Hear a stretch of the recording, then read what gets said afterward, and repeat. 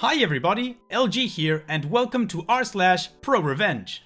Before I start the video, I want to invite you all to join us in our Discord community. There's a link in the description that will take you straight to it. On our server, you'll be able to engage with everybody in the community and everybody's super nice, so just go ahead and join us. Additionally, you'll be able to get a notification every time I'm live on a stream or there's a new video posted. But that's enough introduction for now, so let's get to the story. This one's from user Throwaway Rev 2010. The best revenge is a happy life and having your cheating ex pay you child support. Grab a cup of coffee or tea because this is a long story. I apologize, but hope it's worth your time to read. I hope so too. My revenge began with discovering my wife's infidelity. Let's call her Carrie. After 14 years of marriage and 3 kids, I saw a text appear on her work phone for just a few seconds that would forever change my life. It was a message that was sexually graphic and had no business being on anyone's work phone. It was on the lock screen and the sender's name was visible. Let's call him Perry. Background: I married Carrie when I was 25 and she was 22. I was teaching high school at the time and she was a registered nurse. After having our first child, Carrie became a stay-at-home mom. Money was tight, so I took on an admin role in my department and coached 2 sports for the stipends. We made it, and after a few annual pay raises, I stopped coaching and took advantage of a program to earn an administrative credential. Once I made the jump to administration, our last child was ready for preschool and Carrie decided she wanted to go back to work. Nursing jobs are always available, but they're not always the best positions. Carrie pretty much had to start back at the bottom, working alongside nurses that were a lot younger than she was and could work back-to-back double shifts. That took a toll on Carrie. When she asked her supervisor about other positions, she was told that without a BSN, or Bachelor of Science in Nursing, she wasn't going to move up. At the time, Carrie had only the 2-year associate degree in nursing. I told her that between preschool, after-school recreations, and my retired mother, who was always willing to pick up the kids from school and watch them, I'd support her getting her BSN. It took her 3 years, but eventually she had her BSN and was promoted to a better position at the hospital. Things were good for a while. We had plenty of money, so finally moved into our own McMansion, bought new cars, etc. I moved from school admin to the district admin, so I had more time to spend with Carrie and the kids. She was working a more predictable schedule, and even with my often long hours at work, this change allowed us to finally take vacations to all the places we'd put on a list during our honeymoon. She kept that list in our wedding album. At some point years later, I noticed she's carrying 2 phones with her. When I asked her about it, she said that it was a phone provided by the hospital. I didn't question her explanation because my district had also given me the option of a phone or a phone stipend, which I took instead. Again, months went by and I thought we were a happy, perfect family. I charged my phone in our den while she charged her phones in our guest bedroom that doubled as a computer room so we could keep tabs on the kids while they surfed the web. I was updating software on the computer when I saw a light around her work phone. She had the habit of always turning her phones face down when charging them. Out of curiosity, I reached over to the phone and flipped it over. A message had popped up on the lock screen asking her when she'd like to be orally pleased again, but in much more graphic language. I also saw that Perry sent it. The world stopped around me. I just froze. My first thoughts were, what the hell was that about? It's her work phone. That kind of message gets people fired. Then it hit me. Was Carrie having an affair? It's amazing how the brain works. I suddenly started remembering a lot of things Carrie had done that seemed odd, but I'd either dismissed them myself or immediately accepted her explanation. She was always walking out of the room to answer a call or return a text and claimed that it would violate HIPAA if I overheard her talking about a patient. I accepted this because education has similar privacy laws regarding students. She would sometimes come home with the faint smell of cologne on her clothes and claimed it was from helping to move male patients. Again, I accepted this at face value, but it always struck me as odd how it seemed to be the same scent of cologne. Once the proverbial barn door was open, I started seeing a lot of things that I'd missed before. Our love life in the bedroom had cooled off considerably, which wasn't helped by her having to leave the house at odd hours to fill in for other nurses that called in sick. I also recalled where I'd seen the name Perry before, and a call to the hospital confirmed he was a doctor there. For the next week or so, I was walking around in a daze trying to pull all the pieces together. One of our kids had left a book in Carrie's car, so it was an excuse to visit the hospital. Carrie had told me personal visits were frowned upon. My kid went up to get Carrie's car key. I'd forgotten my key to her car at home. I talked to a nurse in the lobby and joked about how work phones seem like a blessing, but all they do is put you on call 24 hours a day. This led to her eventually telling me that the hospital was too cheap to give cell phones to nurses, so only high-level executives got them, which didn't include Carrie. With pretty much everything confirmed, I took some personal time off the next day to talk to a divorce lawyer. The news she gave me was horrible. We lived in a community property state with no-fault divorce. I made more money than Carrie. She'd been the primary caretaker of the kids, and we'd been married for more than 10 years. Basically, if I filed for divorce, I'd be screwed. Lose the house, pay alimony, she'd get a huge chunk of my retirement, and I'd pay child support for the next decade unless I was lucky enough to be awarded joint custody. The worst thing that she told me was that it didn't matter that she cheated. It didn't matter. I was crushed. There was only one person I could trust with this kind of information. She was a fellow teacher that had also made the jump to administration, but was stuck at a school site. Let's call her Anne. Anne had been married at 19, but her marriage was annulled when he got some other woman pregnant. Since then, she'd focused on her career, and we'd found we were kindred spirits in a lot of ways regarding K-12 education. I talked to Anne. She said something to me that changed my whole mindset. If you don't like the hand you're dealt, change the deck. I realized I had two problems. I made more money than Carrie, and she had more time than me to be the primary caretaker of the kids. The second issue was actually kind of easy. At every district office, there are jobs that are fast tracks to higher positions, and there are jobs that administrators suffer through, like mass or KP duty in the military. One of these dead-end regulatory positions was open again. Ambitious administrators leave after a couple of years when a better position opens up. I sat down with our district superintendent and asked about being transferred to that position. At first, he was shocked, but I told him that it was my time to take one for the team, and it would fill a hole in my admin experience. He agreed. It was really just crunching numbers with no personnel or student interaction, so I could set my schedule, even take a laptop home and work there. With my new free time, I began taking the kids to school, picking them up from school, not leaving them in after-school recreations or having my mother watch them, and taking them home. I'd help them with their homework, make dinner, etc. While the end goal was to become their primary caretaker, I can't explain how much I really enjoyed taking a more active role in their day-to-day lives.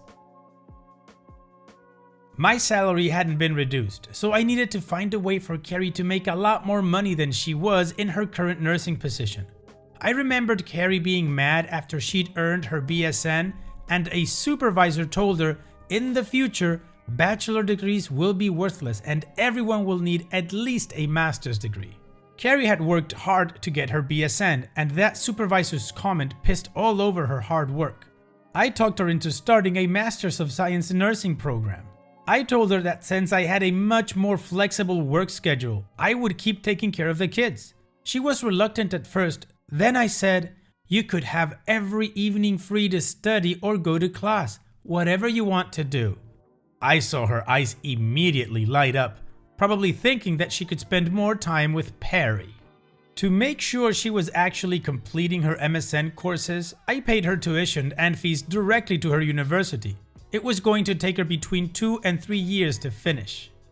Those years were rough at times. I could tell every time she was rushing off or coming back from seeing Perry. There was an excitement or sense of satisfaction in her eyes that just wasn't there when she was doing her coursework. I had to either smile or pretend I didn't notice. My temper got short at times and I found myself in arguments over petty nonsense. A couple of times I almost blew the whole charade, having to bite my tongue and apologize rather than scream insults at her that she deserved.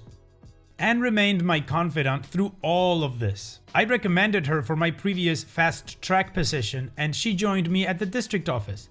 Anne was qualified, hardworking, ambitious, and only needed her foot in the door to impress the higher ups. I even got a few pats on the back for recommending her after she impressed everyone. Anne and I started our own affair. It wasn't some hot-blooded, passionate romance, but two friends giving each other what they need. Without Anne, I wouldn't have been able to maintain the charade of being the oblivious cuckold. But when Carrie would come home smiling after spending time with Perry, I was able to bear it, smiling back because I had my own lover. After 3.5 years, Carrie completed her MSN and was promoted at her hospital. Her salary went up substantially and was now higher than mine. When the kids and I made her a congratulations dinner, I made a joke about her being the breadwinner for the family and she laughed, joking back that I should be a stay-at-home dad now. A month later, I went back to the lawyer, who didn't remember me at first, and told her the financial situation had drastically changed. With these new facts, she drafted the petition and filed it. When the kids were with my mother, I had Carrie served. The deputy knocked on our front door and I let him in, pointing at my wife. He asked her name and then handed her a copy of the divorce petition. With the deputy standing there, I told Carrie I knew all about her affair with Perry, but I didn't tell her how long I'd known. I told her to go be happy with her doctor lover. She screamed at me, tried to lie, and then made the mistake of rushing toward me. The deputy stopped her and warned her that women go to jail for domestic violence too, now. He suggested she pack a bag to stay somewhere else. Carrie left after I promised not to tell the kids about her affair. I didn't tell the kids, but I told my mother, who told my sister, who told her kids, who told their cousins, my kids. It took a few days, but eventually the kids knew that Dad was divorcing Mom because she had a boyfriend. In the end, the court granted the divorce, giving me primary custody of our kids, because I was already the primary caretaker. I kept the house with the promise I'd refinance to buy out Carrie's half. She was ordered to pay child support, and I used that fact to negotiate with her to give up any rights to my retirement if I bought her out. I was able to refinance my home. It was the era when banks threw money at everyone to buy or refinance a mortgage. And with a little money borrowed from my parents, I bought out Carrie's community property interests in the home and in my retirement. The day she signed all the paperwork with my lawyer finally ending any possible financial obligations to her was the happiest I'd been. I felt like I could finally breathe. I celebrated with Anne, who'd been my rock through all of it. I'm not ashamed to say that through the years I'd cried many times in her arms. Anne and I would eventually marry. She got promoted to a higher position and I was convinced to take my previous position at the district when my youngest child reached high school. Carrie and I got along well after the divorce. We took the kids to family therapy and worked out this co-parenting thing. For a few months, she took a beating from the kids about why she needed a boyfriend when Daddy was there all along. Between the kids and the therapist raking her over the coals, I didn't have to say anything at all. Carrie missed a lot of time with the kids because of her now legitimately busy work schedule, and I actually felt bad that my kids were missing time with their mother, so I encouraged them to talk to her on the phone instead. When Carrie found out that I'd proposed to Anne, she congratulated me. I told her it's okay for her to marry Perry too. She got sad. She told me that Perry had started seeing another woman, a younger nurse at the hospital, because with her new position, she didn't have time for him, and when they did get together, she wasn't fun anymore. My ex-wife, the woman who'd cheated on me and destroyed our marriage, was looking to me for sympathy. I had none to give. What I had was years of anger and frustration, years of knowing some other man was sleeping with my wife. I'd lost weight from not being able to eat.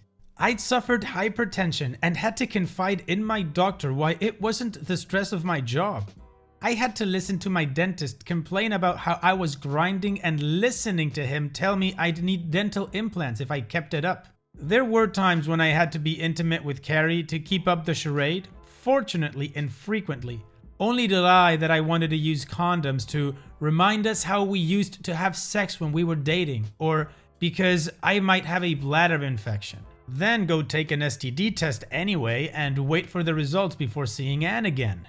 But in the end, it was all worth it. Sure, Carrie got a big payout when I bought her out of the house and my retirement, which she was trickling back to me through child support, but she lost everything else. Her kids only saw her every other weekend and spent a couple of holidays with her. Perry dumped her, and he was not a great catch anyway, since he was twice divorced with 5 kids and paying alimony and child support through the nose. I kept my kids, my house, my income, my retirement, I got Anne, and I'm genuinely happy. All in a community property state with no fault divorce. If that's not pro-revenge, then I don't know what is. Oh wow, OP, you're like the most patient man in the world. You really went through everything in order to get what you wanted. You changed the deck like Anne said. You are the Count of Monte Cristo of cheating stories. You really got the best of Mercedes and Fernando there, didn't you, man? I mean, Carrie and Perry. Honestly, guys, standing ovation for OP. I mean, check that patience. He went through years of eating crap and having to take a look at his wife going to bed with somebody else, smelling that cologne and all that stuff. It's a good thing he had Anne to help him through all of this. I mean, years of her studying to get her master's in order to get her back, but OP didn't lose anything at all. It was the best. This is a pro-revenge, just like the title says. I am not disappointed in this story. It was a great read. It was a bit long, but it was fantastic and I enjoyed every little bit of it. How about you guys? What do you think about this whole story?